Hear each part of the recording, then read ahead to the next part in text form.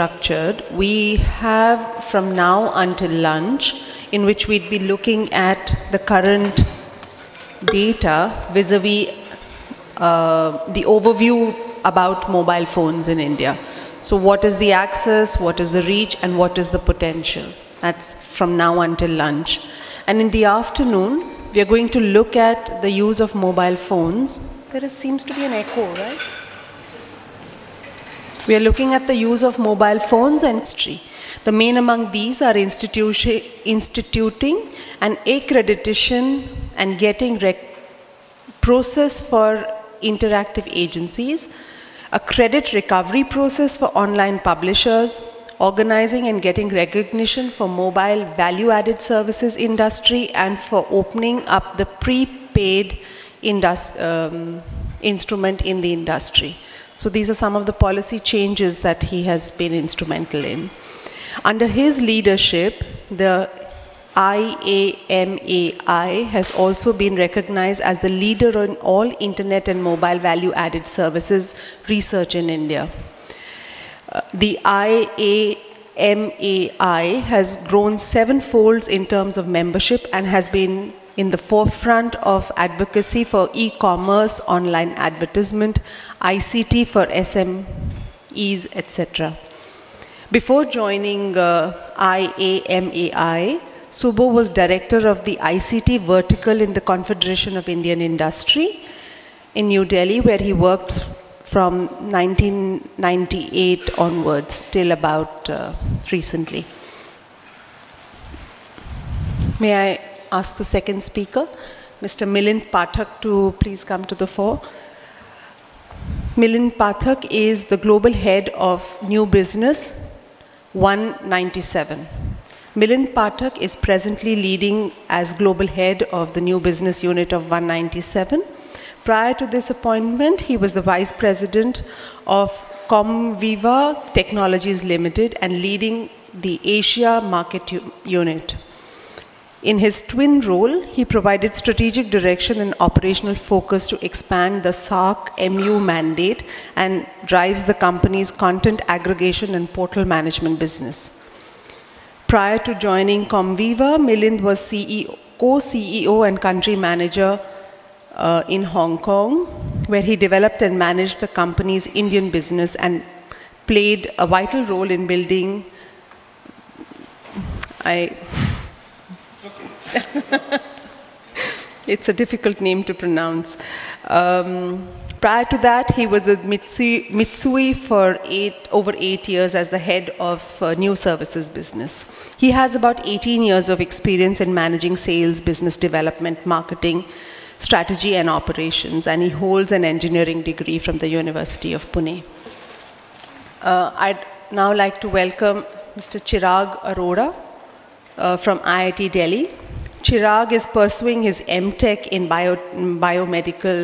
biochemical engineering and technology from IIT Delhi. Presently, he has been associated with the project Heterogeneous Construction of Digital Technologies, Collision with Law and Society. He was also associated with a project that UNICEF had initiated with IIT Delhi on landscaping technologies for development in India, where he identified success measures and barriers to map technology for development activities. He did his internship with Novozymes South Asia Private Limited on processing agricultural waste in livestock feed. He has various course programs such as Introduction to Literature, Introduction to Drama, and Sociology in India. I would now like to invite our moderator, Mr. Madan Mohan, to please come. Would you like to? I'll stay here so I can do my notes and tweet away. Okay. We have 3 speakers and about 15 minutes each. So let me ask each of them to, do you have a presentation to make? Or yeah, fantastic. So only come up first. Our first speaker is Subbo Ray from IAMAI, Internet and Mobile Association of India. He'll tell us about the reach and access of mobiles from an industry perspective as an industry body of the Mobile Operators and ISP Association Service Providers of India. So Subbo, you have about 15 minutes. We'll take questions for all 3 at the end of the session. We need to wrap up by about 1:15 and we'll take a little round of recommendations from the audience after that. So we will have 3 presentations, Q&A, and then recommendations. A round of applause for our first speaker, Subho Ray. Thanks, Subho. Thank you, Dr. Rao. This is the 100th year of Indian cinema, and I will keep quiet through most of my presentation because I've been asked to present some numbers. So we'll celebrate the era of silent cinema through my presentation, if you don't mind. A few of the things what I found very interesting while I was digging through internet and many other sources to collect some data on mobile phones was that how little data there is actually. Usable, verifiable, practical data. So I ended up broadening my search from very authentic sources to less and less authentic sources. And the least authentic sources have the most interesting data about demographics. The most authentic sources just have data about how many SIM cards have been sold each quarter. So I'll start with the most authentic, which is the TRAI data. And this will give you an idea of not how and why and where and when people use mobile phones, but how the companies are doing, how well or how badly. Then the next set of data will give you some inkling about the data industry beyond the voice. And there is very little on the demographics, but I'll leave it to you to just mull over it, and there is a lot of work that needs to be done in order to get correct data on the demographic data of the mobile phones. Please don't correlate these three data because they are from three different sources. They will give you some broad idea of what's happening in the mobile space. Okay, there I go. Oh, sorry. How do you do it in Microsoft? I'm sorry. Just F5. F5 कर दूँ? Yes. Oh.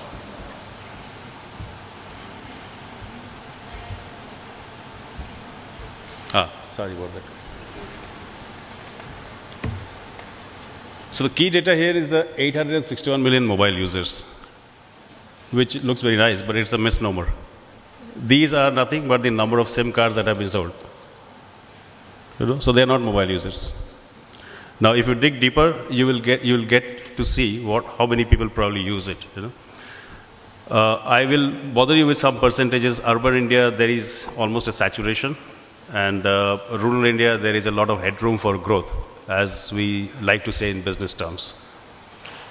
So please remember, this 860 million users are TRAI numbers, and these are just not human beings who use mobile phones, but SIM cards that have been sold. Teledensity is, the urban areas are saturated, 139.83% teledensity. Rural area, there is a lot of headroom for growth. It's just 40%. And this is again dry data. I have no independent way of verifying any of these.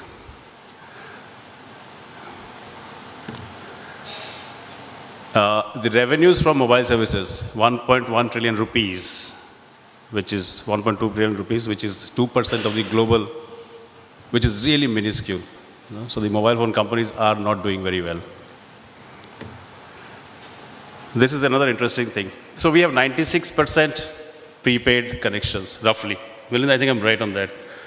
And 4% is postpaid. So prepaid is what determines the pattern of usage, the pricing, and much else. There, if you take the best circles, the ARPU, which is the average revenue per user per month, is 86 rupees. So it shows you what kind of people, how far deep mobile phone is penetrated, that there are people just paying 86 rupees monthly. The ARPU for postpaid, which is probably like people like us, slightly better, at around 500 rupees in the best circles. Now this is minutes of usage and SMS. Again, I have made a differentiation between the GSMA and CDMA, but I think GSMA is the one to look at.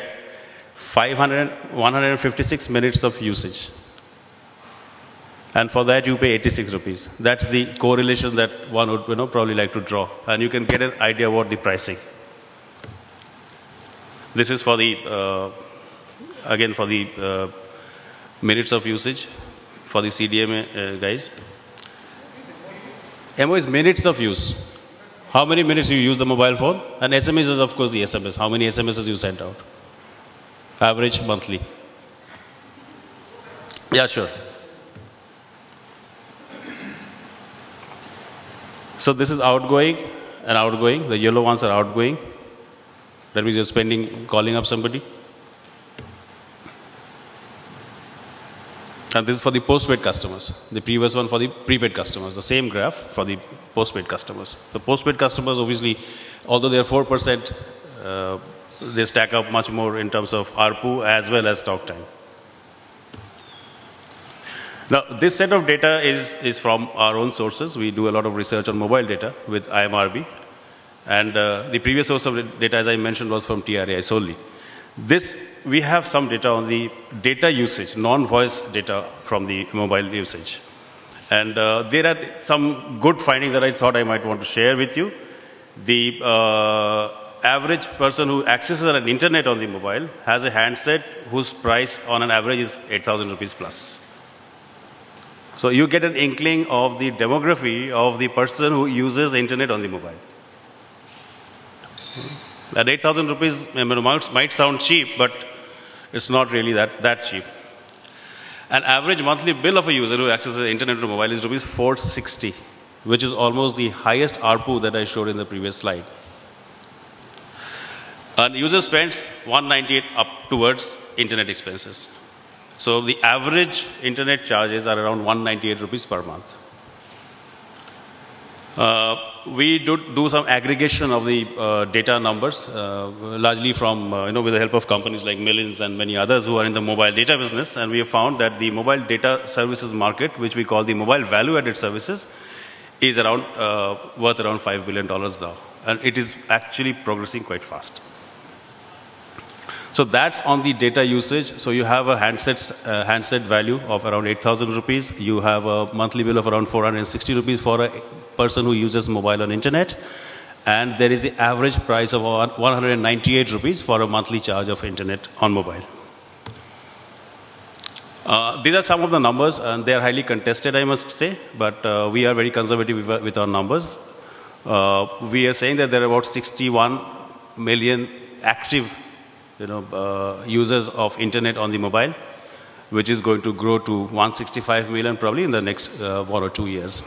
And with this 61 million, we are very conservative. I know many in the room, especially my friend Mrityunjay, will not agree with that number, but we are very conservative with the numbers. And we can have a debate on that, Mrityunjay. Now, this last bit is the result of a lot of,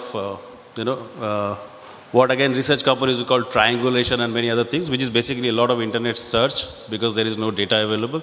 And I am not even able to put firm sources to this data. And this is the most interesting data for me. Again, I would request you not to correlate the previous slides with this one. So these are the numbers. 1 in 10 rural Indians are mobile, which is not at all a very happy situation. 25 to 30 years is the single largest mobile user group. However, 19 to 25 years show the highest penetration as well as the highest propensity to own mobile phones. So it is very inspirational and aspirational for them to have mobile phones. Only 1 in 5 mobile Indian is a woman. And only 1 in 3 Indian men are mobile. Only 1 in 10 Indian women are. So these are all jumbled up data. Don't correlate any one of them. I have collected these impressionistic data from various sources. Don't say, why are you saying this here and that here? They are all collected from various independent sources. And this is the quality of demographic data that you will get in the country. And I am flagging that in front of all of you, is that it is a big problem. It is a massive problem because if you don't have proper demographic data, none of the many things that we want to do, how to kind of use mobile for development, how to use mobile for education, how to use mobile for healthcare services. It is very difficult to map out any of those activities if you don't have proper demographic data. Now, some more interesting stuff. 2 out of 3 mobile users are unmarried singles.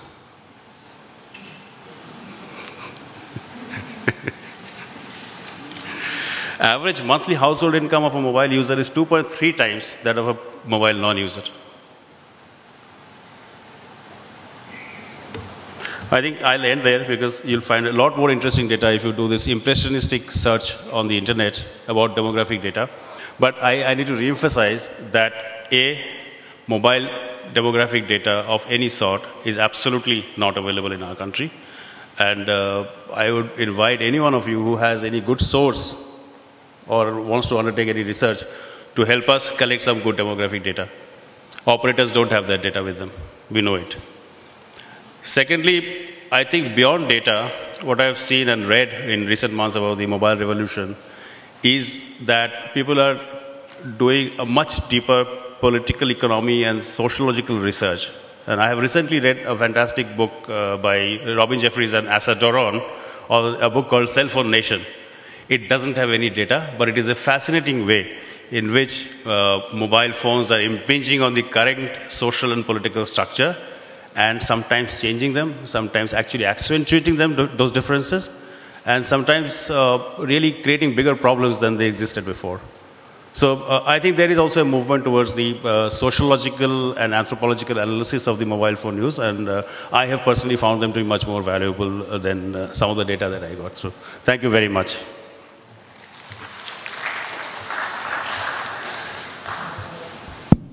Thanks, Subbu. Let me ask Milind Phatak to come up on stage, and you also have a presentation? Yeah, terrific. So we'll take questions for all three at the end of the panel.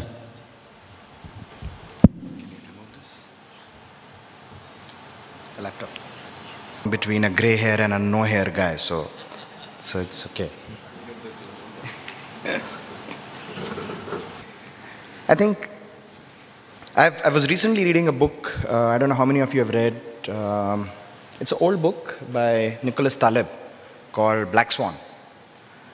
So if people have, I'll describe a Black Swan event. A Black Swan event is an event which is unpredictable, it's rare, and it changes the face of the world.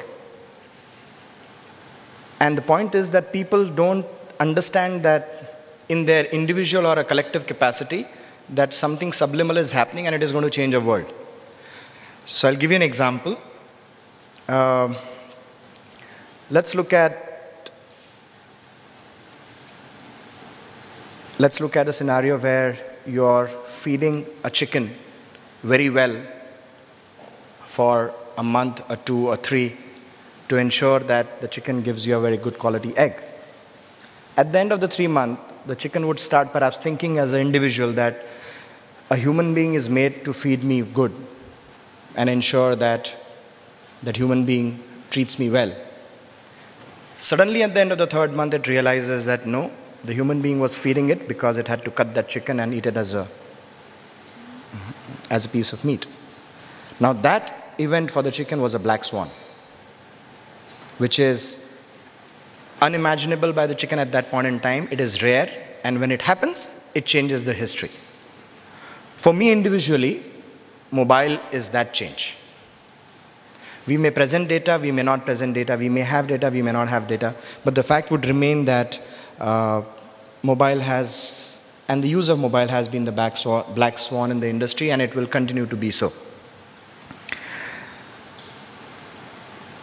At the end of 20-25 odd slides, some of them I will rush through. I want you guys to take 4 key points from this.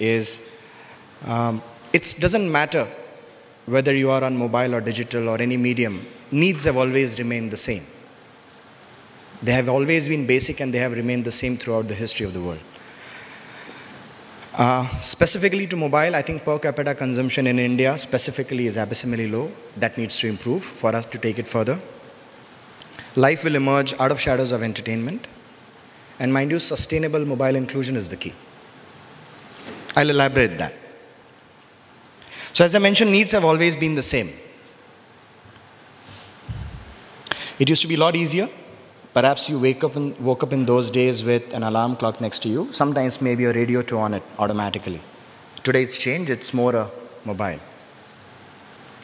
You ate breakfast with the radio on or in front of the TV?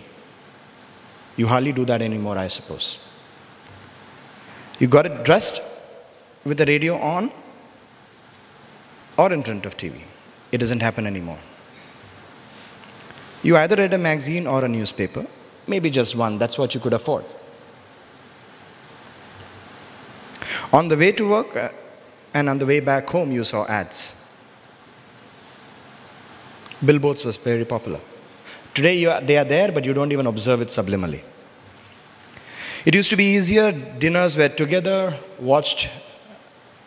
sat together, had together, prayed together, collective family time. Moved on from here. But things aren't there what they used to be with the evolution of digital natives. I have a 13-year-old daughter. She is faster, quicker, better than my 70-year-old dad, who just fiddles with his phone or with his laptop. But my daughter is completely a geeky person. She knows, plays, understands, be it Apple or Windows system very, very well. If you look at a pre-internet era of 80s, then it was mostly a music-driving youth behavior, the hippie movement or all the Indian movies that you saw across in those days. 90s was a period when the first digital native which came in, who said that, can I observe something on an internet? 2000 is the time when internet came in and said, not only am I consuming, but I'm also commenting, giving it back on the internet. And at each stage of this evolution of the industry, mind you, behaviors were being changed. They were having a social impact.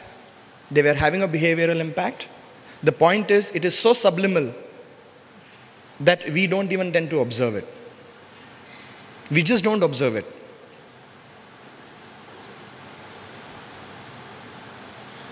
So as I said, needs were always the same. Let's look at what the core needs were. You always wanted to make friends. You wanted to find a partner. You wanted to play and entertain yourself. You wanted to consume music. You wanted to learn. You wanted to think about your future. So have they changed? In my knowledge and in my readings, in the last known history of 5,000 years of mankind, they have remained the same. They have not changed. What has changed is their manifestation. The way they bring it back to you, the way they represent themselves, the way they throw themselves to you. How do you make friends now? If earlier was the famous college katta, or playing at sport or at home or during a holiday, today it's browsing a Facebook, playing online, downloading content, participating in communities. Is this a behavioral change, a social change? In my view, yes. Do you have a data to present it? Hundreds. Is it relevant? In my view, no. It just doesn't matter. It just doesn't matter what the data proves. The point is, you don't find friends on playgrounds these days. You find them on Facebook. That's a reality. Do you find true love? I don't know how many of the grey-haired people here even knew that something like Desi Martini or Shadi.com existed 20 years ago. But marriage as a need was there, and it's there today too. Getting close to your friend. When I was a child, I used to say, I'm going to a friend's home, I'm calling him, I'm meeting him. Today I'm calling, I'm poking him, I'm bugging him, I'm hugging him virtually. So it's terminology and the context and the manifestation of the same need is changing across. Playing and entertaining. If you did your cardio by going in the play field, today you do your cardio by playing on a PlayStation. Virtually. Enjoying music. If you went to physical or real estate, today it's all about virtual guitars and virtual dance competitions if you see it. Gathering information. I mean, I'm a book fan. When I came to know that British Encyclopedia is getting out of print and there are last 1,000 copies of them left in the world, I rushed to Flipkart on the given first opportunity, and I made the hell out of right up to reaching to the Bansals and saying, dude, I don't know how you do it. I want one copy of the encyclopedia. I bought one. I spent something like $1,100 in buying one encyclopedia. My daughter was looking at all my efforts in awe and saying, I mean, what a stupid dad I have. He's spending $1,100 for a book which would be hard to keep and which all the information is available on the net, on the mobile phone there. But people who are traditional from a need of knowing perspective, perhaps today know Wikipedias and the likes. I don't know how many of us last went to a library. I mean, if I can have a show of hand. Did anyone visit a library in the last year? In a room of 50, 7, 8. But and how many of you have visited a Wikipedia or a Google for information? Almost everyone. Thinking about the future.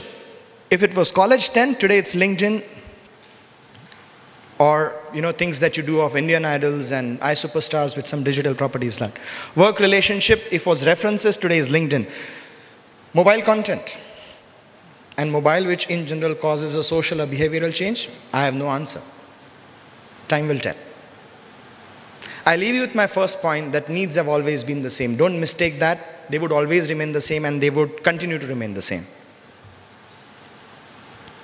Let me try and give a context to the second. If you look at India today, there are burning numbers. If you look at telecommunication as a field, and if you look at internet as a field, really burning numbers. Airtel declared 13 consecutive drop in profits, 13 consecutive quarter drop in profits. Regulatory issues, huge spends on 3G. VCs are not investing in any of the internet companies these days. Funding is difficult. People are waiting with 2 potential IPOs expected in next year, one from Canaan Partners and one from Just Dial from Sequoia. If that happens, people think that the internet will get a fill-up back. Even if you look at the telecommunication industry in India today, empowering the consumer is the biggest point. Regulatory frameworks are beating the hell out of all the ecosystem players. TRAI is coming heavily on operators and intermediate players to ensure that they follow ethical and trustworthy practices. Is it the end of an operator dominance? Well, it's a much spoken word, but if you look at a behavioral and a social change in the global GSMA, WhatsApp is awarded world's biggest innovation by an operator community. Is it a tacit understanding and an approval of a point that what was a 3 rupee or a 2 rupee SMS which was sent to communicate between 2 people today will be taken over by something called as a WhatsApp, which is almost free if you are a right data plan? Are the on-deck players, are the off-deck players like the Facebooks and the Twitter choking the pipe and the bandwidth of an operator? I don't know if it's an end of an operator dominance. In certain markets, I see it. In certain markets, I don't see it. So it's a very market-specific reality. What is the surprise? Specifically in India, mobile internet.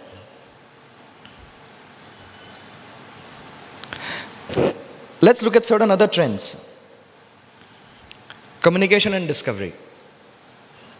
Are you discovering enough? Let us assume I have a beautiful program for a telecommunication operator about women empowerment or communicable disease information dissemination. How am I able to discover that is a problem? This industry is of an impulse purchase. People tend to consume this on an impulse purchase basis. Consumer experience is still a problem across plethora of services that are being offered by everyone. Is it trustworthy or no? People are still having a question about it. When you look at mobile internet, personally think that smartphones and a full mobile internet is a trend in the next 24 to 36 months. These trends will eventually cause a change in the social and behavioral aspect. How you're able to cause a change in an information to ensure that an always on connected device in the hand of a consumer in a form of an internet is available is what we need to perhaps collectively think through.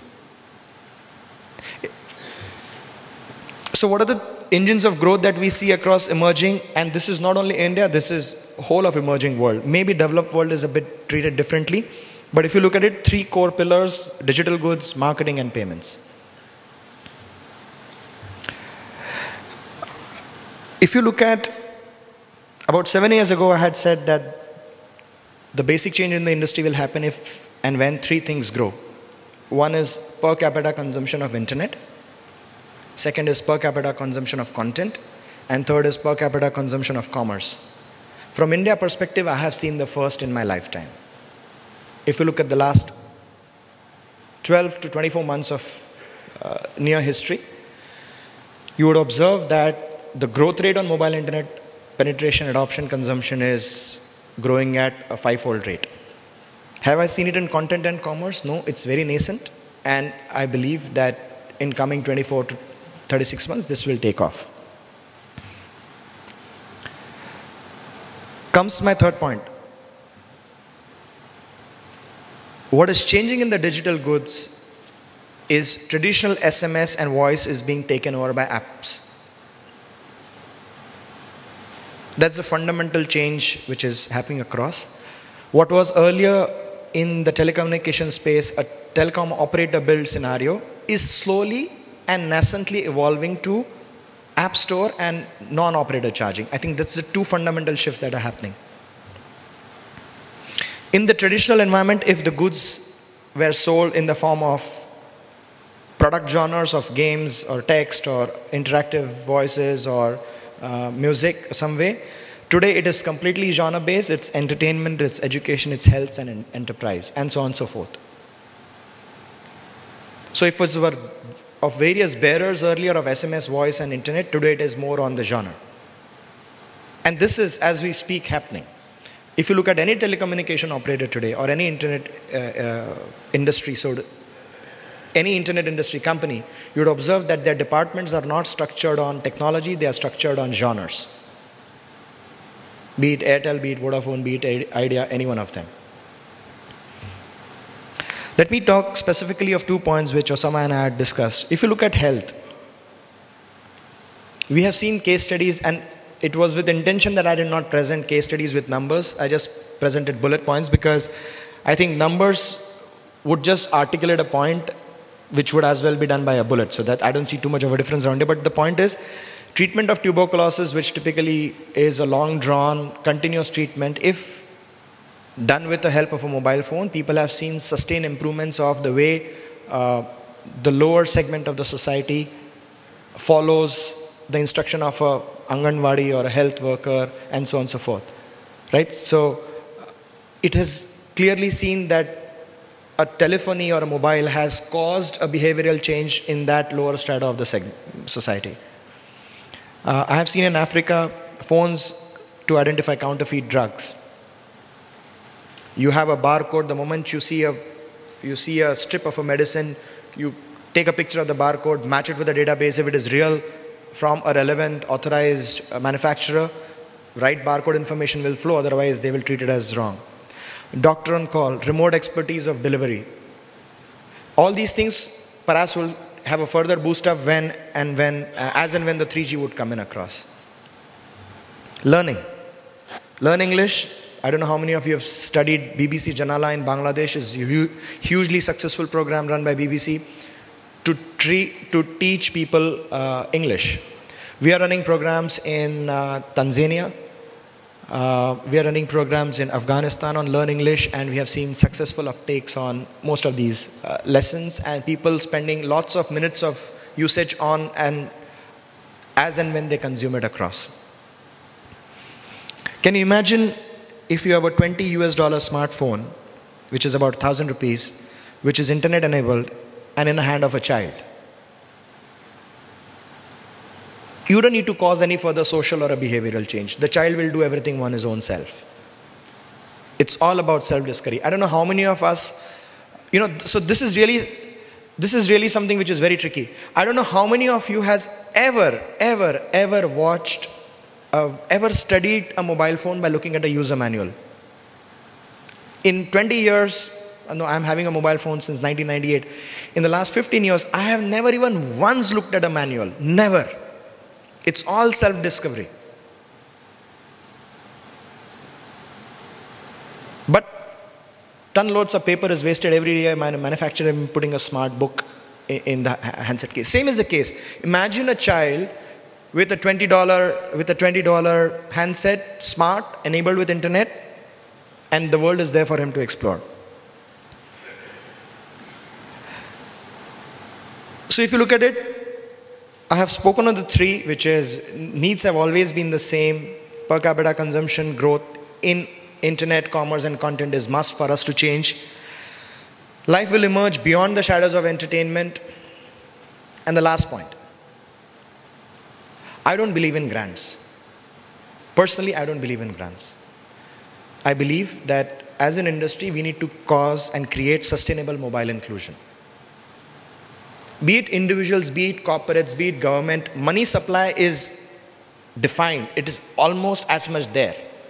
So unless we create platforms, environments, and products and solutions which are able to generate small or big, at least breaking even the cost to sustain that, you will not cause a social or a behavioral change. So sustainable mobile inclusion, in my view, is the key.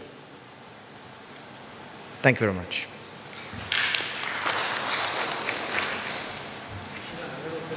No? Okay, let's take one question while they switch.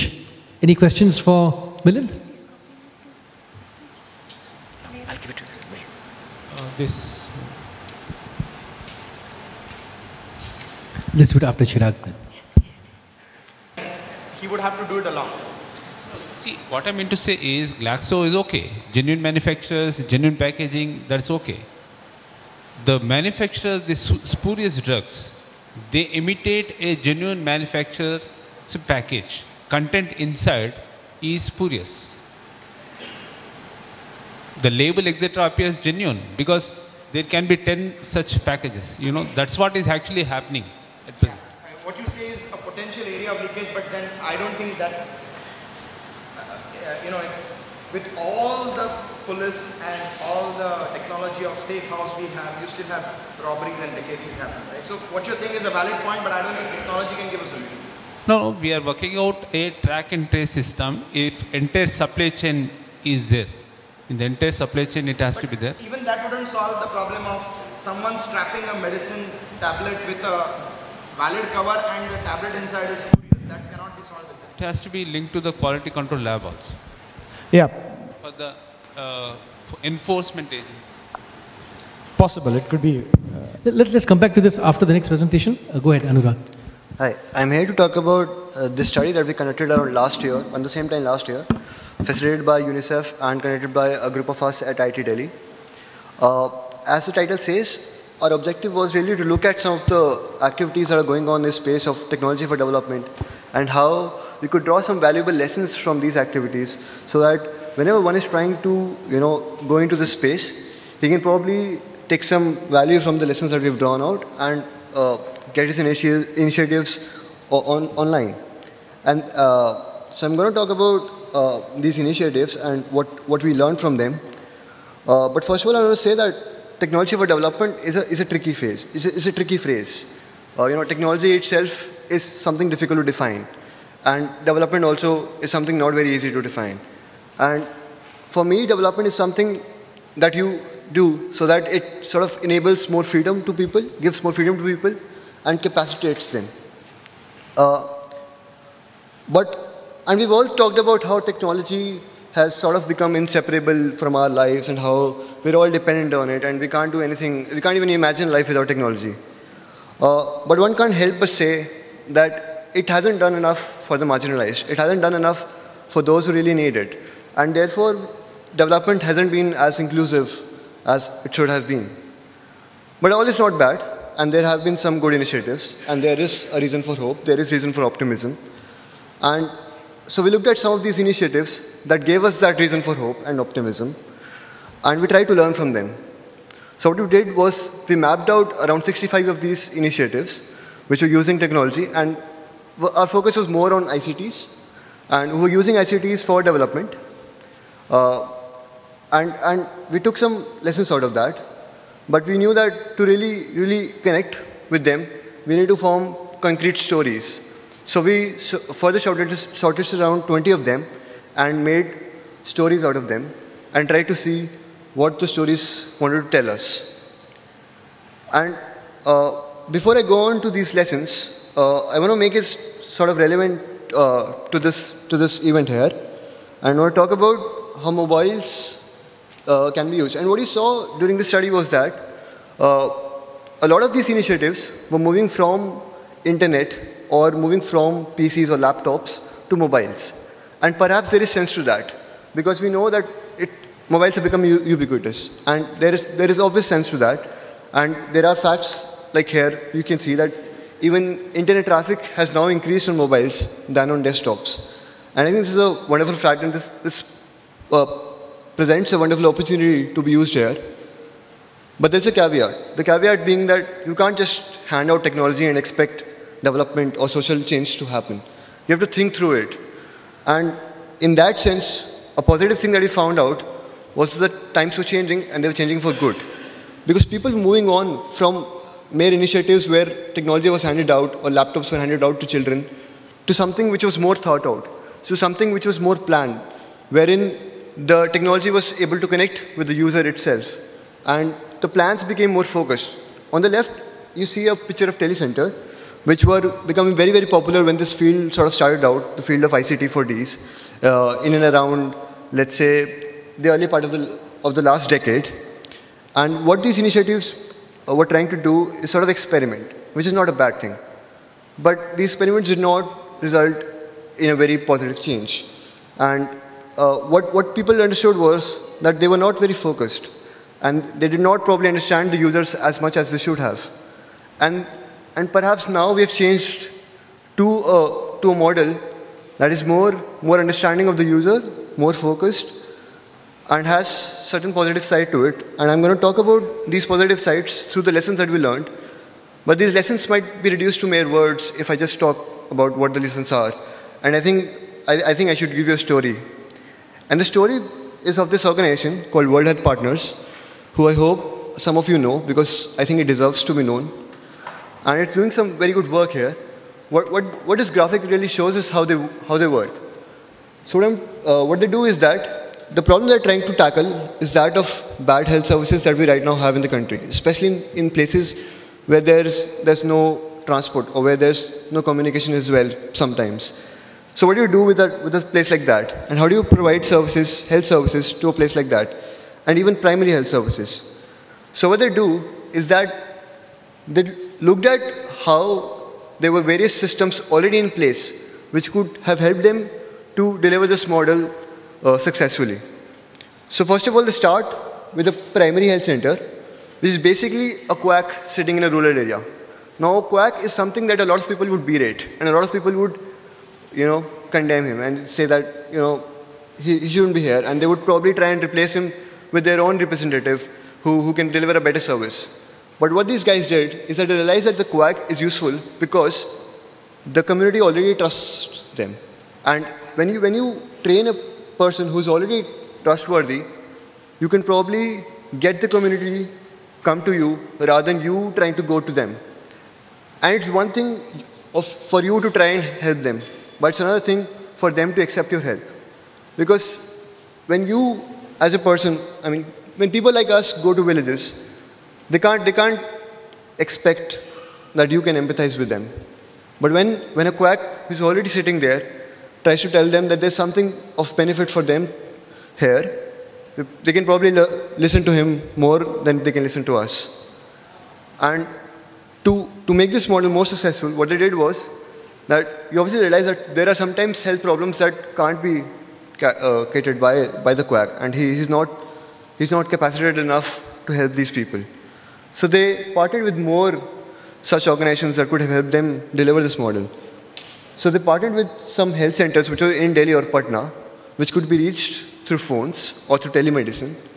Now to get a telemedicine in place, they further had more partners, one of them being Neurosynaptic Communications, which is a firm based in Bangalore which has an expertise in telemedicine. They also partnered with pharmacies which were already there in and around these areas.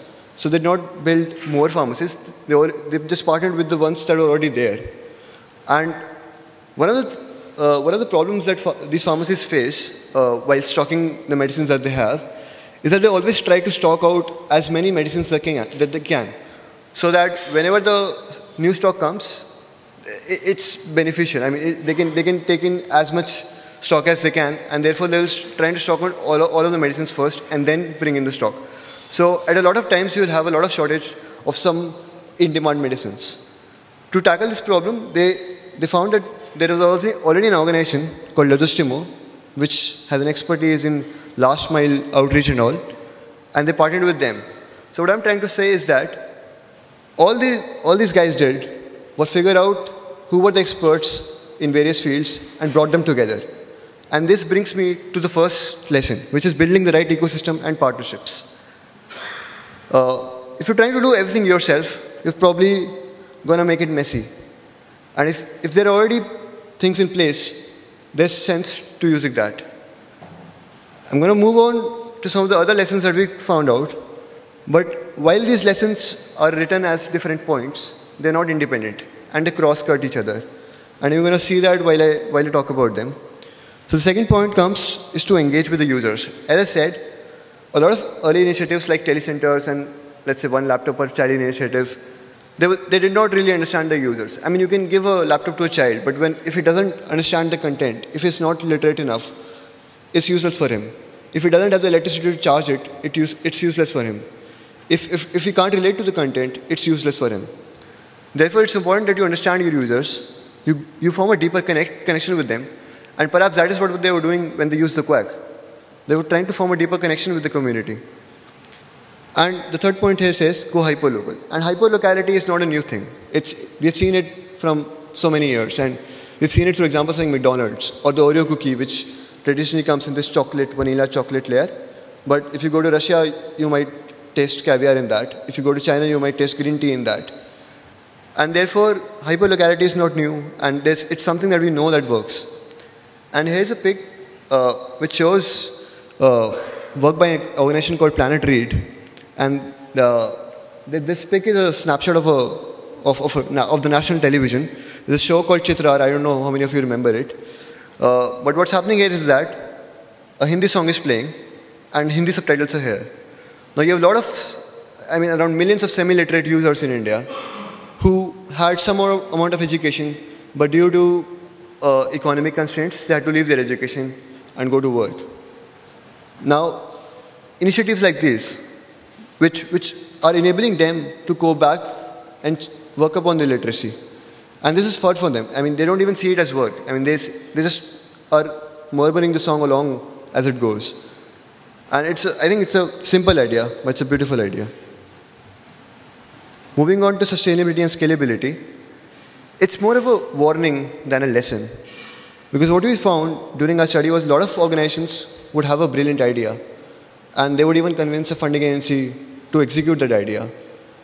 But a few years down the line, the idea would remain stagnant and the funding agency would say that, oh, all right, we're going to move out now. We're going to move on to a different initiative.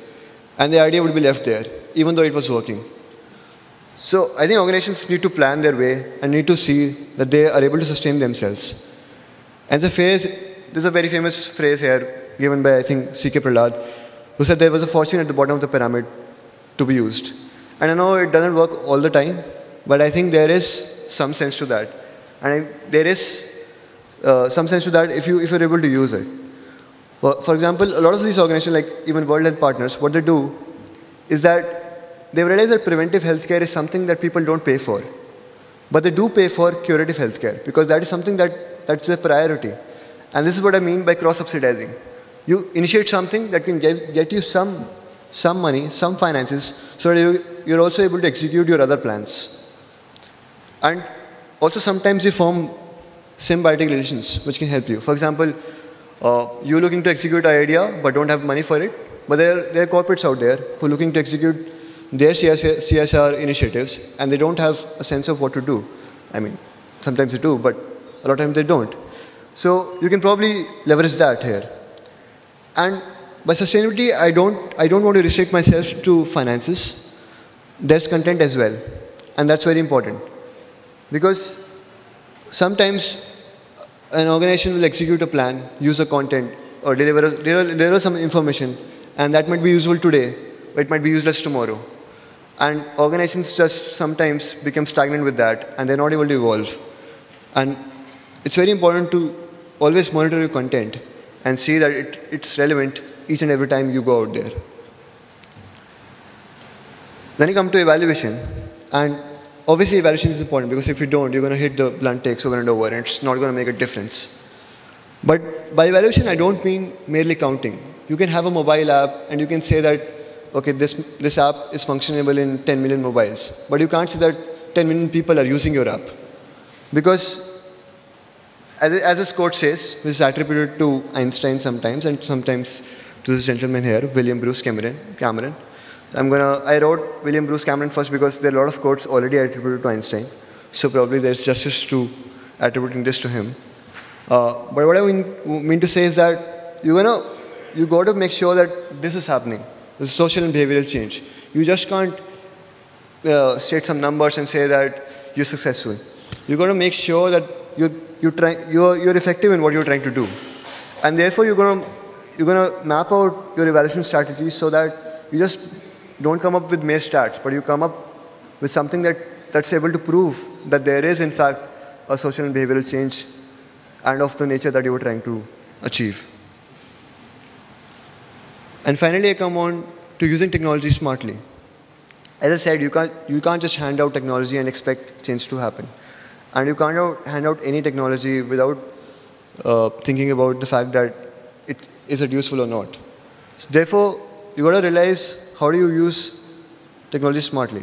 And it doesn't always mean using very hardcore technology. You can use something as simple as a basic mobile phone and make games like that, which this picture shows.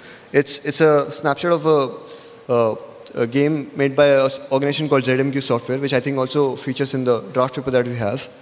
What they do is that they make games that they think people can relate to, and obviously, this being India, people can obviously relate to cricket.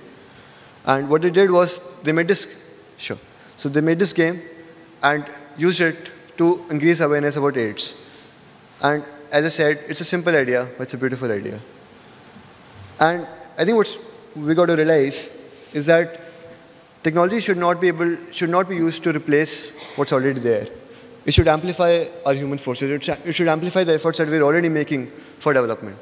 And this is a picture that comes from a UNICEF report, and it's about how this community health worker is really empowered by a simple use of a mobile, by interacting with people above him who are implementing the healthcare system, and people along with him or her in the community.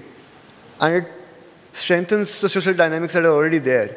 And it makes sure that the system will be kept in place while it's only using a very simple technology that's mobile. And it's only using an SMS-based system or something like that. It's not even using complex stuff.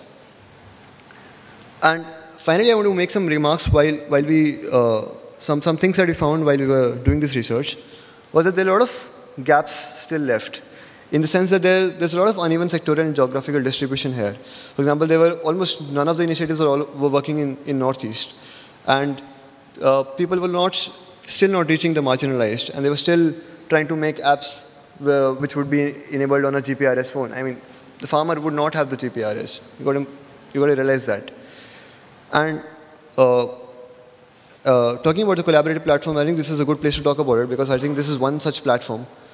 And what we also found that a lot of these organizations were actually intrinsically networked with each other. And perhaps their interaction had given them a sense of what's right and what's wrong and how to succeed in the place. And finally, I want to give two ideas that I think are important and simple, but a lot of people ignore it. One is persistence. Development is a messy and complicated process. You can't expect to be right in the first time. And therefore, you've got to be persistent. You've got to try things and you've got to see what works. And secondly, simplicity can work.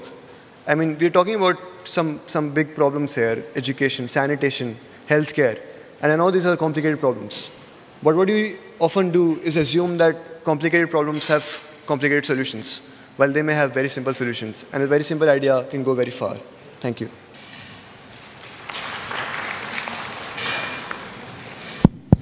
Okay, thanks. We have about half an hour left.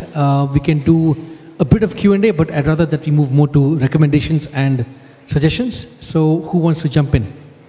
Any reactions, comments? Yes.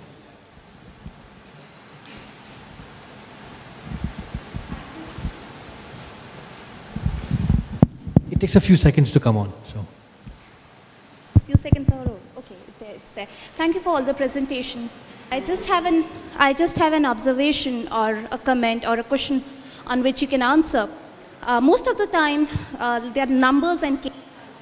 And the first time I did a case study on potential of mobile phones for agriculture in 2008, we were so excited that within 6 months across India, we could find how good mobile phones can be for improving livelihoods of agriculture farmers. And since last 4 years, I'm still struggling to create another miracle with mobile phones and agriculture. So what I'm trying to say is case studies is a reflection of potential, but we face challenges when we try to scale it up. And these challenges are there because the socio-economic arena is different in every location that you move around. And it is also for health or for education. And that's a challenge that, from your expertise, do you have evidences? I haven't come across when a successful story in one place is replicated in the other place by the same organization, by the same actors, by same strategy, and it's become very difficult and very challenging. And therefore, most of the time, these case studies are never replicated. I think it's a very tricky question. This question has two answers. One answer is from a for-profit organization, and one answer is for inclusion organization. So let me first answer it from a for-profit organization, right? So if you look at, and my answer is not restricted to India, it's global. So if you look at Mark Zuckerberg, he started in a dorm in Howard with a small internet site where his first link was, do you like this or you don't?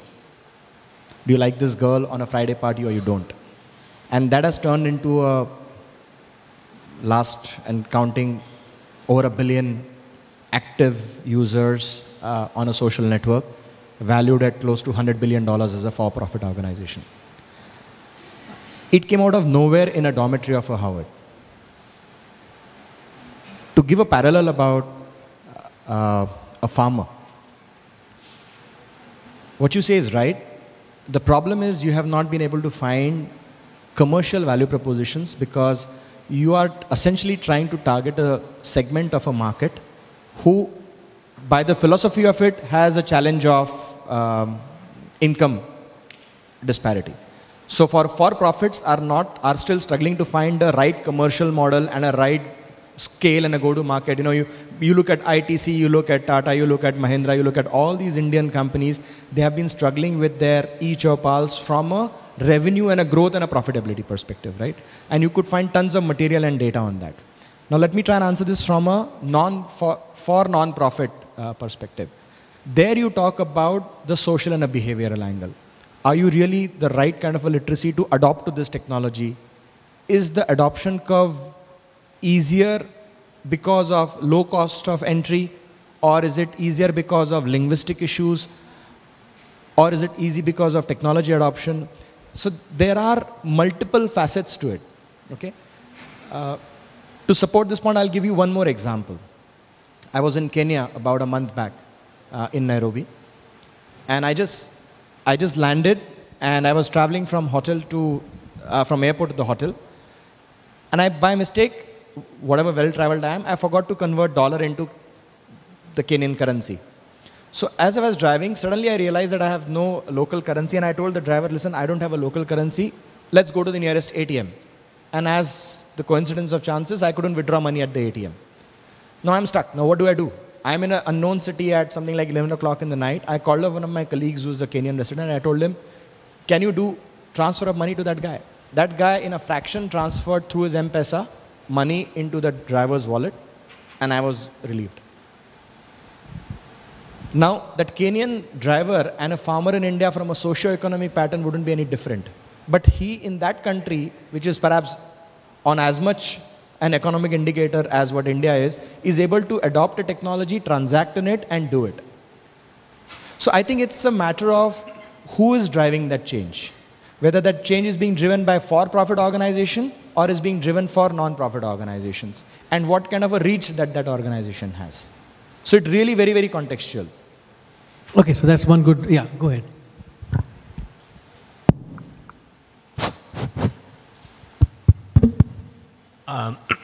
Just a very, very quick comment, Milind. I want to acknowledge you for 3 words. $20 smartphone. Okay? So that is coming. Would you like to expand on that? Your personal view, of course. Let's take some more questions, comments from the audience. Yeah. I think she's got the mic, yes. Yeah, thanks. Thank you for your presentations, and I just like to probably answer, or I don't know, direct to what her question was, which is when we talk of donor-funded projects, I think the problem is, when it comes to health especially, most of us function in health verticals. So for example, one project will focus on family planning, the other on maternal health, the other on child and maternal health and adolescent health. And everybody is developing their own content, their own strategies on the ground. But for the consumer or that woman, it's a life stage need. So she needs to know that she needs a family planning method when her child is being breastfed and when she has an RTI infection, for example. But the projects are not designed like that. So whatever we are creating ultimately doesn't get used in that fashion on the ground. And the second problem is, I think content creation is very top-down when it comes to the health sector in the donor-funded projects. And because of that, I think health is very sanitized. The fun element or the user-friendly perspective, which he was talking in his presentation, simplistic, fun, casual approach, that is robbed out of it because there are a whole lot of experts sitting there saying, oh, you need to talk about it like that. To give you an example, hand washing with soap after defecation. It's urban slum project in Ahmedabad was very difficult for us to, convince mothers that, it's very important. But the same women would buy a bar of Lux or whatever else, a fancy smelling soap, and wash their face every evening before the husband came home. So the soap was used to beautify their face, but not for hand washing after defecation. So it's about, the needs that you said. But health messages or health campaigns and content are not able to take that leap forward. And I think that's the key issue of non-scalability, non-applicability across. Okay, some more comments? Quick ones, please. Yes. Quick comment is about the scalability and agriculture sector. For example, I feel in India we have more resources. That's why success is not, we are not able to scale up. Whereas in African countries, for example, Kenya, if I take example in health sector or in other sectors, because they have less resources, whatever has been done, their entire population is consuming. Whereas in India, if something is produced, everybody is not interested in consumption because the stakeholders may not get what they want. So, because of multiple players and because of multiple investments, here we see every problem as a business entity. So, at least for some sectors, for example, agriculture, health, etc., if we can, because if you talk about agriculture, we already have the content, we already have the applications for scaling up for consumption for entire country for all the farmers. But there are some issues which are based, so I think I have made my point. So small countries, we are able to, one project everybody is consuming. In India, if a project has been developed, launched, everybody is not interested in consumption. It is like drought is required. So many players are, so that's what is the problem. Coming to, for example, in agriculture sector, we have developed an application. In one district, it has been experimented, and oilseed growers were able to save 2,700 rupees per hectare because of the SMS alerts sent to them in local language. Because there are newspapers, television channels, and also other channels are there, extension workers are there. Apart from this existing channels of communication, we have introduced this mobile-based, and this mobile impact has been done in a scientific manner, and that is a 2,700 rupees per hectare they could save per season. So this, we are interested in scaling up to entire country. Now we are trying to mobilize. So here comes the players, different players, farmers about availability of the, and also the content has to be localized. That means technology is available, infrastructure is also available, and the last mile issues are one thing, and customization is another thing. So there should be a framework. If a success story is there, if a pilot is there, we should allow the players who have prepared it to scale up to entire country. Okay, good point. Localization and skill. Anyone else? Let's move towards more of recommendations rather than just observations. Anyone want to take a stab at how to improve accessibility, reach, potential, new kinds of innovation? Yes, jump in.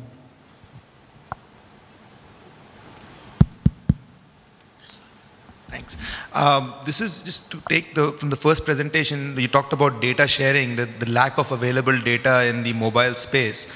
I think one area that would be interesting to explore is if we can find some way of collaborating data from all the projects that we're seeing here.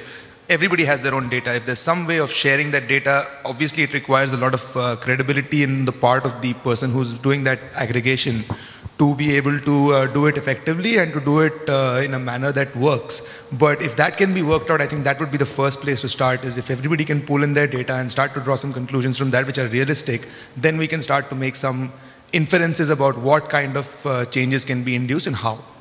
Okay, good. Aggregate and harmonize data. Yes.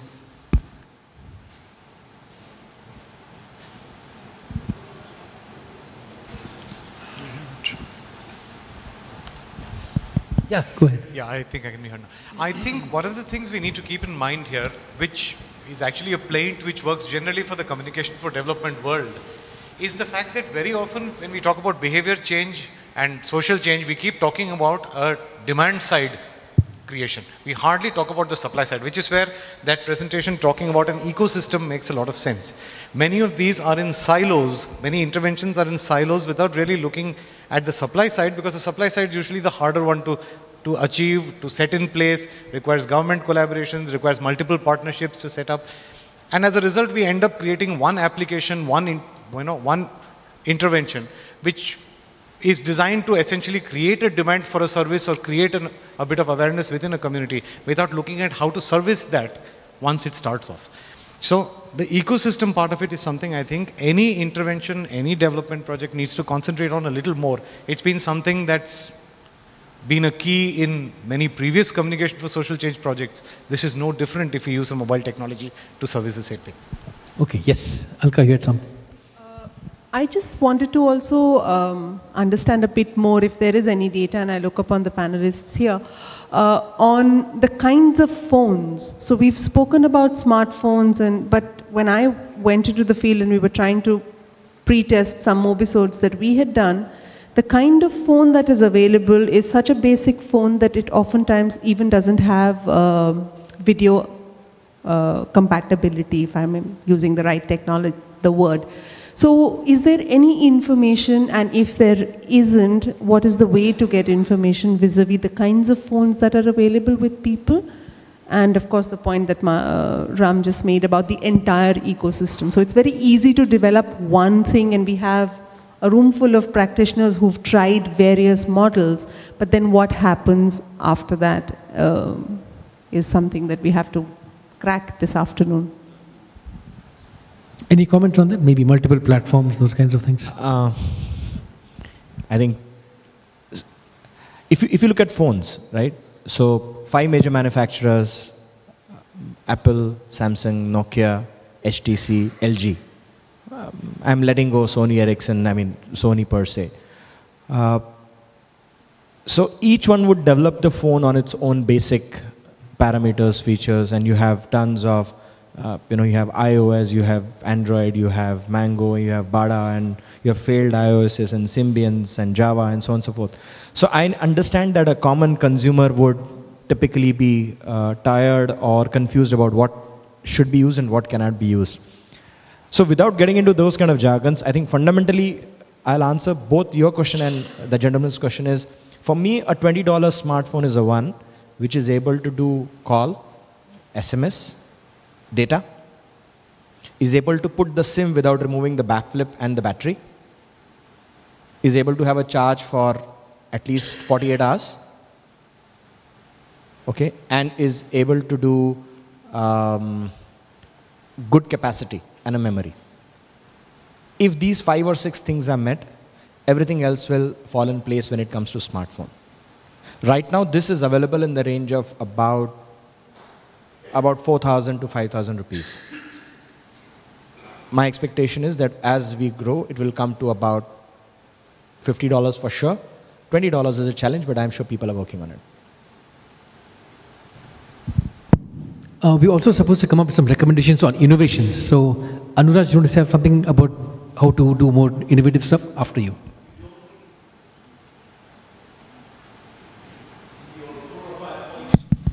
You don't include the use of a micro SD as a need, and I'm interested to see why not. I don't include platforms as a need because, in my view, at the end of the day, platform would lead to concentration of powers into 2 or 3 or 4 big operators, right? So if you look at Apple, I mean, I'm an Apple guy. I use Apple for I don't know how many years. The experience of Apple is fantastic. Someone who is using Java, who is Android user, he says, I like open ecosystem, I have a better experience on Android. So these are very individual and personalized choices, right? But if you compare a high-end 40,000 rupee phone, right? Personally, if you really go to the specs, I don't see any difference whatsoever between an iPhone 5, a Samsung S4, a HTC One. I just don't see any difference. It's the same, square with rounded corners, almost same 121 grams, 130 grams, same 1 gigahertz processors, same 16 GB. So if you really look at it, and can you tell me one operator, one smartphone manufacturer who has ability to put the SIM without removing a battery? Except Apple maybe. You have to open the back of the flip, remove the battery, and then put the SIM in a most difficult manner. Why can't we make it simple? Just insert it and get it done with. Look at the multiple types of chargers that we have. Nokia handset different, LG handset different, BlackBerry different, Apple different. Even within Apple, iPhone 3, iPhone 4, iPhone 5 have all different chargers. I think basic concept for her question is, cost of the phone in the field is around 1200 rupees, and no smartphone, button phones they use, that's all. And they may not have camera also, as you rightly mentioned. Okay. Yeah, go ahead and then Anuraj, yes. What we found in one of the villages in remote Bihar was where they had mobile phones, they could view video, they could listen to radio, but they couldn't access internet and whatever services come along with them. So they actually had shops where they would load SD cards with, packaged content, and people would actually go out and buy that. So, 50 songs of Katrina Kaif, 50 songs of Salman Khan. And they would actually go to a booth like a little kiosk, buy that content, and load it and watch those films on their little screens. So probably in areas where, internet cannot be accessible, we should put the content on those SD cards and probably distribute or sell whatever the model is. A very good point. There is definitely the rise of the SD card economy. All the auto rickshaw drivers I know in Bangalore have SD cards with 50 Kannada movie songs, all that stuff, etc. Yes. Anuraj, any comments on what we should do to be innovating more in this space? We've talked so far about what we've done, but any comments on innovation? I think you're right. There's been a lot of trials, a lot of pilots we've seen in the market. I've been involved with various things. In fact, even on agriculture, there's an entity I was mentoring called Kisan Mobile Mandi. E-Vapar Seva from Saskin Technologies. It's been a great trial to work with women's self-help groups. At Ericsson, we had a major project called Gram Jyoti. Again, these were all pilots. We had a good partnership on a temporary basis. But I think I very much agree about the ecosystem mapping, a very critical path, understanding of the ecosystem, and ensuring that we have a win-win across the entire board. The key stakeholders must be highlighted, and the right passion has to be ingrained across the board, I think. That's one thing we must, we've learned a lot from these trials. To move forward, we need to ensure the right level of insights from the users, So I think the ethnographic work has to be done very deeply in terms of, really working with the users, getting into the latent needs, the unmet needs is very critical for that to be understood, So a day in the life of a farmer. I mean, I spent some time in Bhopal once and Indore. From morning till evening, what does a farmer do, in terms of they wake up and what are the critical points of milestones and, really looking at what are the most important things in their life. So I think those type of elements are very critical in understanding the user and then seeing what are the next steps we need to take in devising the right solution. And then experimenting quickly, rapid prototyping, all these methodologies we have for innovation. There are many, tools of practice, but I think we need to really start small, think simple. The design thinking element is going to be critical across the entire flow. So, yeah. Okay, good. Alka and then Rajan. Yes. Rajan. Okay, I'll just try to answer the question that Alka had given. I live in a village and I also travel a lot in villages. last year I spent a lot of time going from village to village and asking people what kind of phones they want. Now, my personal study was to see what is happening to the transistor radio. Is it still going to be there or is it not going to be there? So I did 5 areas in Uttaranchal and I also did some in Karnataka. So, because radio is still a very relevant medium today. But what is happening is technology is pushing out the transistor radio. So then is community radio or any radio relevant today? Now, I found in almost all the places that I went that everybody looked for a very simple phone. It had to, of course, be able to have access on talk, but it also required 2 things that they were looking for. One is a small light as a torch, and other one, it should have radio. So we need to look at phones which the users need. Yes, there are hundreds of brands available today, but they're all brands created, designed in some other country, okay, and they are trying to be sold in ours. But what our rural community really requires is what we need to understand. So a simple phone which can be used and a simple applications is all that we really require to reach there at this moment of time. Now, there was this thing about the $20 phone for in the hands of a child. Fantastic. But I would like to know what content is that child going to access. That is my worry. If we don't have that going, then we have the same problems that we have on internet today. Thank you. Any last 1 or 2 comments before we sum up some of the recommendations? Yes, one more.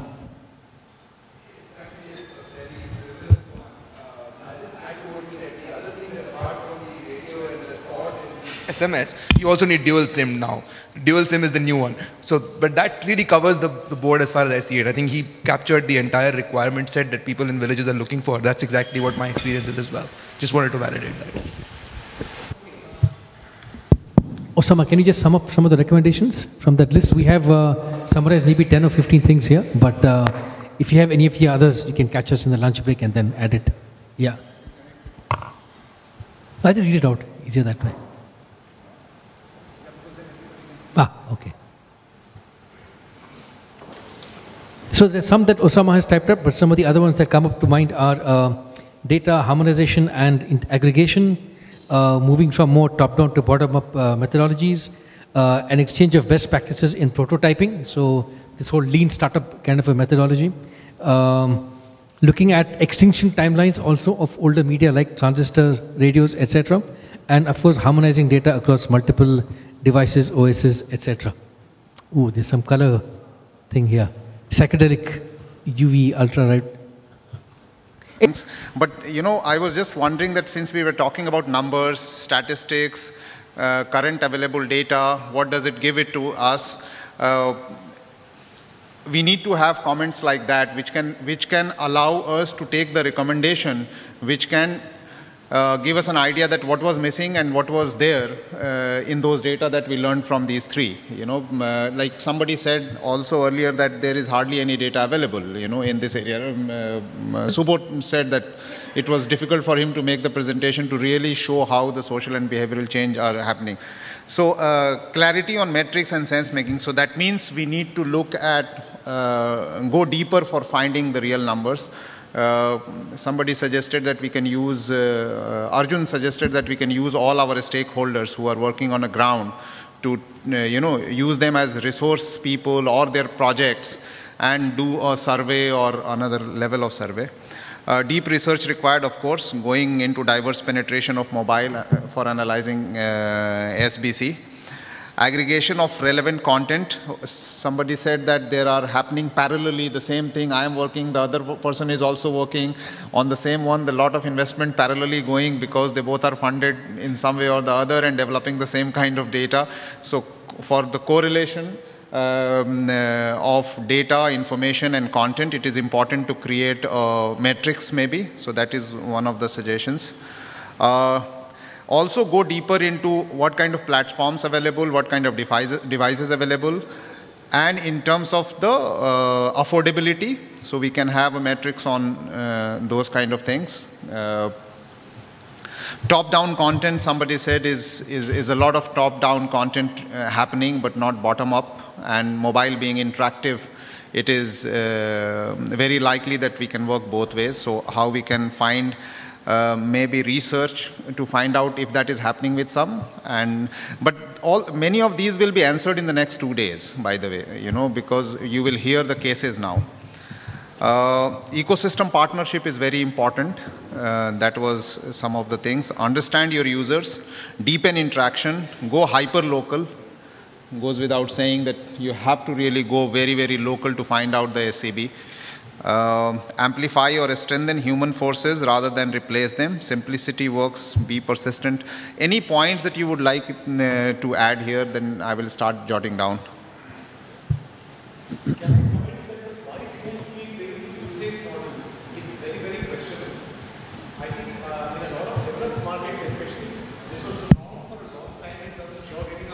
Smartphone and then being locked down to a plan for a couple of years in order to pay for it.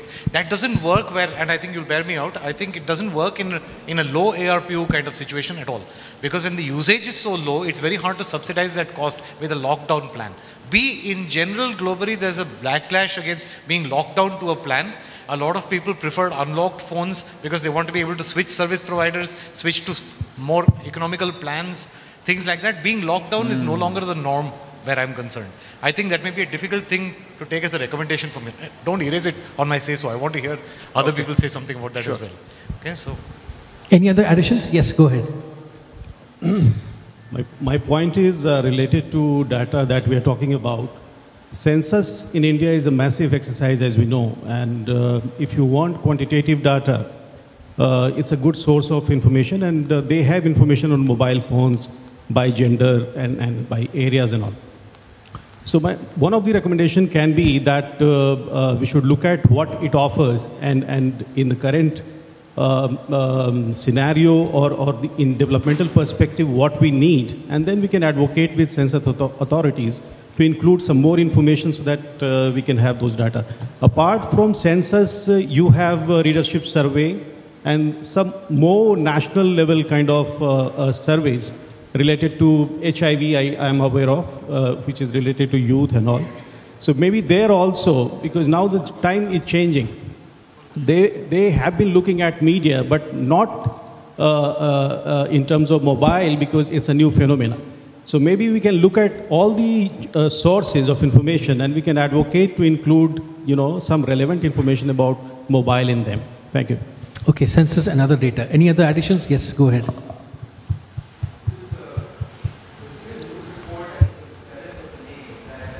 A program has been launched by the government of India called the CMS, the Combined Monitoring System, or the Central Monitoring System, which essentially allows a lot of tracking to happen on content that's already going out. Now, in the presence of the lack of a strong privacy policy or a security policy that gives people some protection, encouraging bottom-up participation is going to be a lot more difficult. So people in villages, why should I share my information with somebody who I don't know, is going to be that major concern. So I think that's more of a policy drive, but I think that's something we should be looking at very strongly, is that what is our internal agreement or policy or thought on security and privacy for people who contribute their data back into the system. Yes, go ahead. Last one. Okay, 3 more. Yeah, go ahead. Two quick recommendations. First one is also a clarification. You guys will have an answer to it, I don't know. As you rightly said, KYC, I fill a KYC form when I purchase a new connection. So the data is there. Now somebody within the department like DEF and UNICEF, we are all working. I don't understand why the operators won't be willing to share some of the demographic data which is already there. That's part one. So how do you raise it at appropriate platform wherein you get it from operators, the data which is already there when you fill KYC form? That's on data and demography. And the second one, which is a larger question, is the problem in development sector in India has been, and the debate is as to how do you reach out to that excluded population.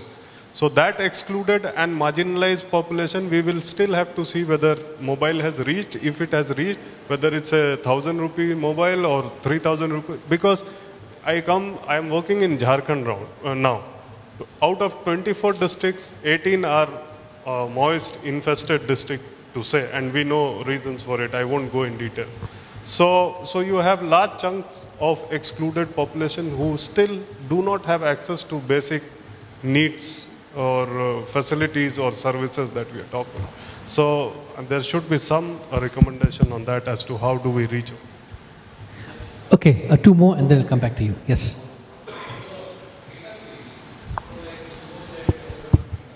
Why do we need demographic data? Do we need demographic data for strategy purpose, or do we need demographic data at an individual level targeting purpose?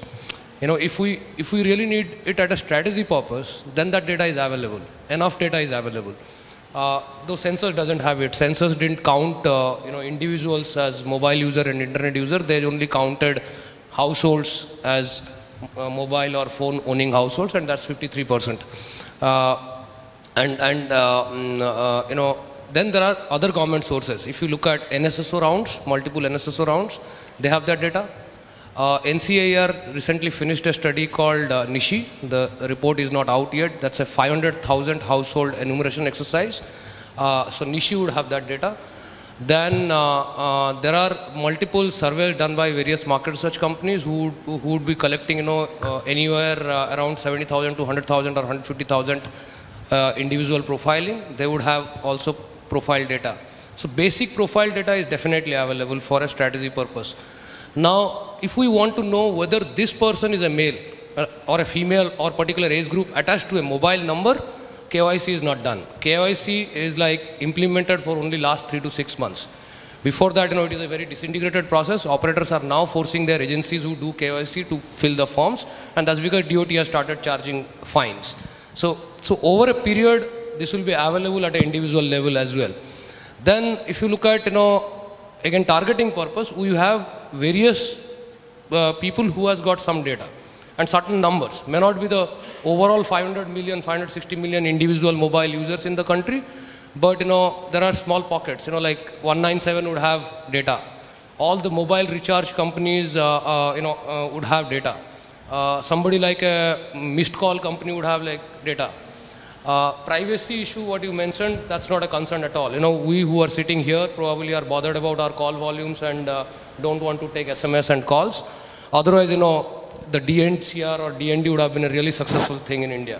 People don't care. People even like talking to customer care centers or, telecallers. Some of us do not like it, but most of us in India like getting a call because call volumes are not that same.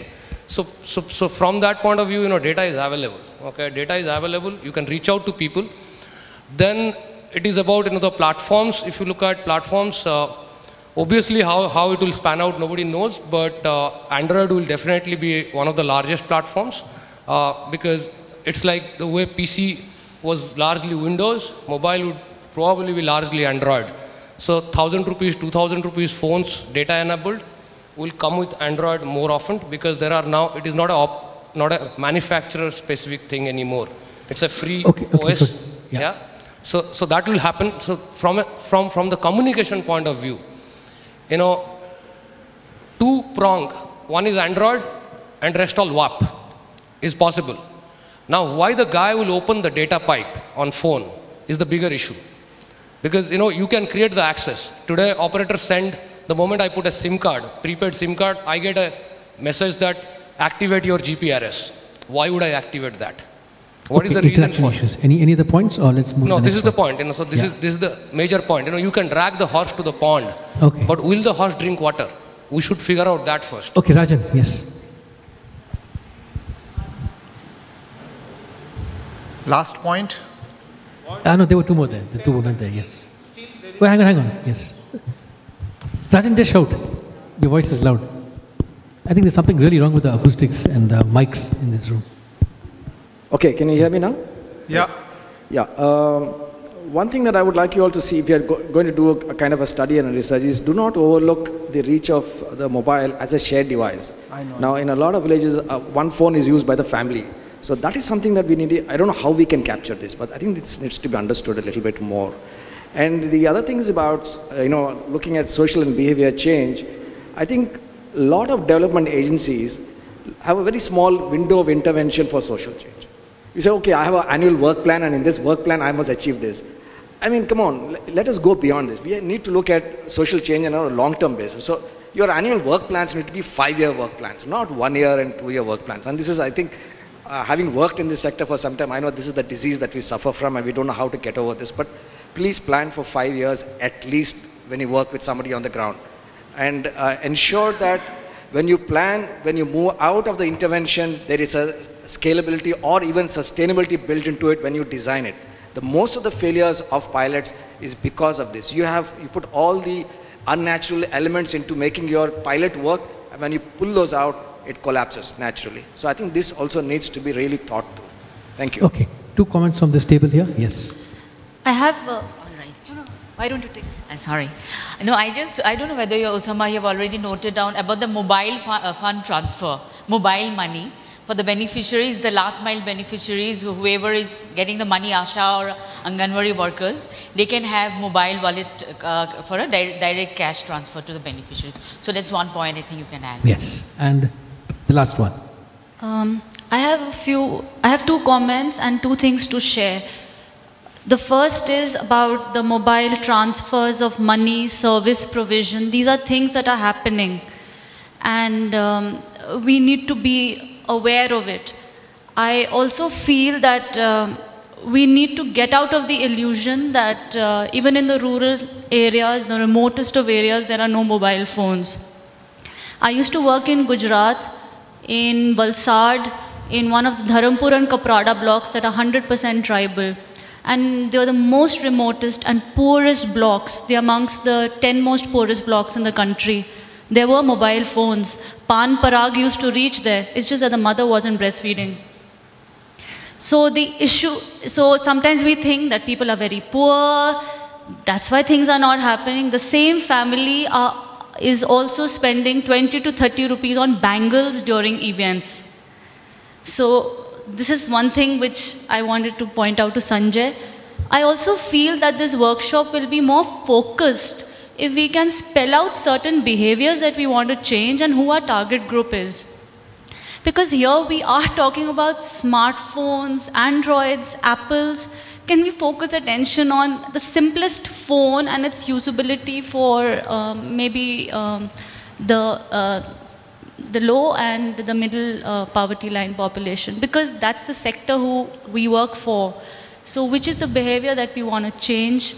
Who are our people, and what are the case studies available and information available of others who have done it?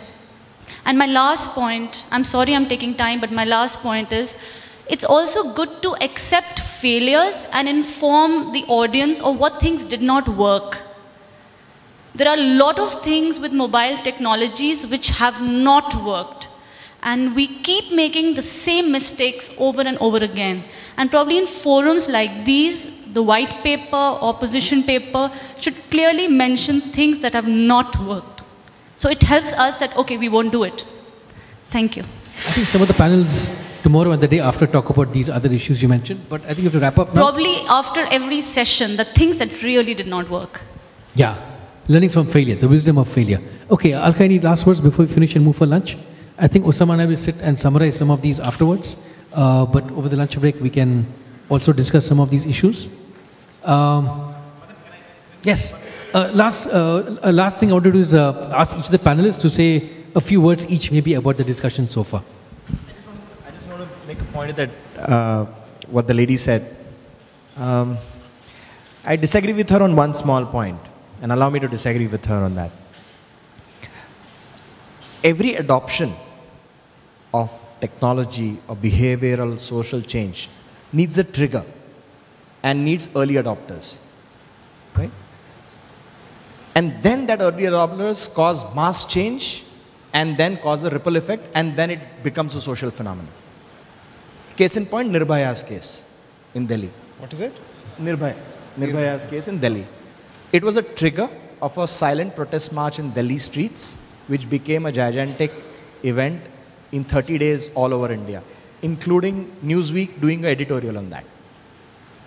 So my point is, in my long experience, I may be wrong, I might be a bit conceited in my views. I'm sorry if that you would feel so. I have not seen across trigger adoptions emerging out of lower socio-economic pattern people. That's a problem. I don't know whether it's an opportunity, but I have not seen that across. So issue is not that we should not talk about smartphones or we should talk about, Nokia Asha, which is less than 2,000 rupees. Issue is, what are we servicing? Are we hitting the latent needs? Is Twitter a problem of India? What would a milkman tweet? My cow Kamli gave 2 liters of milk today. So I think innovation is very subliminal to the context that we are in. So I think the trigger point is what is more important than segmenting it before the innovation. One line, Chirag. Yeah, I think it's a very important point that has been raised here about what kind of phones and what kind of people are we looking at. And we talked about having data of what kind of phones are there or not. And I don't have any quantitative data, but I can tell you that from what I realized from a lot of case studies which were successful, was that they were only using very simple phones. Because a lot of these people are not going to have smartphones. And it's not very easy for these people, even if you give them a smartphone, it's not very easy for them to use it. I mean, I can relate to it by just looking at my parents. I mean, it was so hard to teach them using simple things like Gmail and all. I mean, and they're educated. And if you're talking about people who are not even semi-literate, you can't expect them to use a smartphone. And probably right now, at present, it's better if we focus our initiatives, which will work on simple phones, which will use simple things like SMS or calls. And probably that is something that might be better than talking about a smartphone or something like that. That's my opinion. So I fully agree with you what you pointed out, by the way, and I'll try and sum it up in a I think probably less serious way. So first is, I haven't seen any case study which says it doesn't work. Have you? I don't think. The case studies are done to justify something that you already believe in. So they are post facto justification of what you're going to do in any case. So that is the problem with the case studies. But if you read a non-commissioned case study, I think you will have a better idea of where you should go with either a business plan or with a social plan. So that's my, and I agree with you on that. And I think the term smartphone, feature phone, all these are creations of very bright people like Milind. They don't apply to the social sector or even to us. I have a very smart phone, but I am a stupid user. I don't use internet on my phone. So it is the user which is smart, smarter or smartest, not the phone. So let's not talk about this. Thank you. Okay, on that note, I don't want to be further smarter than Subho. So we close the session for lunch. And I had a couple of anecdotes, but I will share in the next session. Thank you very much. But keep coming up with notes and ideas. Use the papers, give it to us. We will document it, convert into, or send SMS with your comments. Thank you. We meet at 2 o'clock. One of the purpose of this workshop, or this consultation, and the group work that will follow is really for us as UNICEF and for us when we come back as partners tomorrow afternoon to really look at how a collaboration can happen in extending the use of mobile phones for social and behavior change. So right now I want to say it again because it's been said many times, let's not restrict ourselves to behaviors as of now. They will come eventually. We're looking at a way forward in expanding the use of mobile phones for social and behavior change, whether it's to do with breastfeeding behaviors or it's to do with livelihood behaviors. At the end of the day, it is a tool for interacting with communities and a trigger for discussion at the community level. That's it. Thank you. Lunch. Back at 2.